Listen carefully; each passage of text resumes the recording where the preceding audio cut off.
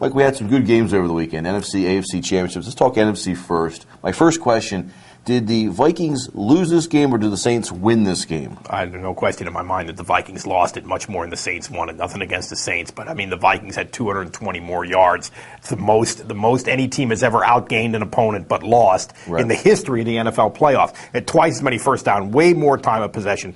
They really should have. The Saints really couldn't stop them. Mm-hmm. They really should have won the game without a doubt. Looking at that game, 5 turnovers, I think, were the key. Minnesota, I don't know why, but just nerves, I don't know what it was. But the other thing I thought was a big factor besides the turnovers was the way the Saints played defense. They really got after Brett Favre. It's 2 weeks in a row where they were really nailing these Hall of Fame quarterbacks. Kurt Warner 2 weeks ago, Favre this week. And I think it took a toll mentally on these guys. I agree. I think maybe the interceptions as well. Favre got knocked down something like 17 times. And I don't think there's any question that it wore him down physically and mentally as the game wore on. I thought that, and a lot of things went into that too. They had so many first down. Adrian Peterson here is a little bit of a culprit here. 1 yard gain on first down, 2 yard gain on second. Again and again, Favre faced 3rd and 8, 3rd and 9, and that's when they're going to come to get you.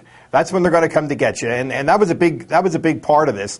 In addition to Adrian Peterson putting the ball on the ground so much, and the Saints have a defense who this is their approach defensively. They don't really stop you from moving the ball and moving the chains. They try to take the ball away from you, and they try to knock your quarterback on his butt. And I guess you could say it worked. It's working so far. Let me ask you, Adrian Peterson, a couple fumbles in this game. He recovered them.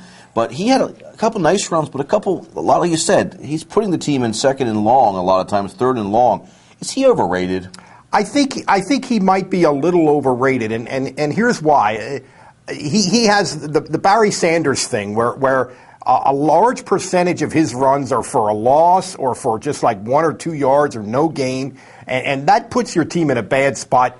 Play calling wise, down and distance wise, and I don't understand why. Barry Sanders was like 5'9", 100 and whatever, and was on horrible teams his whole career. Right. That's not really the case with Adrian Peterson. He's a big, powerful guy who you would think you don't see him turn that run where it looks like there's nothing there into a 4-yard gain. You don't see him do that very much. In addition to this fumbling issue, which is clearly an issue, there's no question about that. So I don't know. I think Adrian Peterson is maybe a little overrated. A guy who I don't think is overrated is Brett Favre, and I was actually hoping that the Vikings would win this game, or at least he would play well and have a good showing at the end. Well, I think he did play well. Well, the interception at the end, that's all people are going to remember, Mike. And the problem is now we're going to have to go into this offseason again with that question, is he going to retire or not? So I'll get it started. Is he going to retire or not? No, he's not going to retire. I don't think there's any. I mean, if you think about it, it makes 10 times more sense for him to keep playing now than it did a year ago at this time. I mean, I'm sure it's going to drag out over the entire summer. I'm sure he's going to blow off training camp because that's what he does. But I'd be surprised if he doesn't play next year.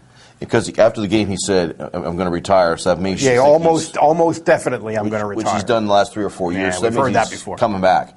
One more thing I've got to ask you about this game. The play call, the referees played a major factor in this game just because we constantly were reviewing, and I was ready for them to go let me the fan vote what was going to be with my little box at home.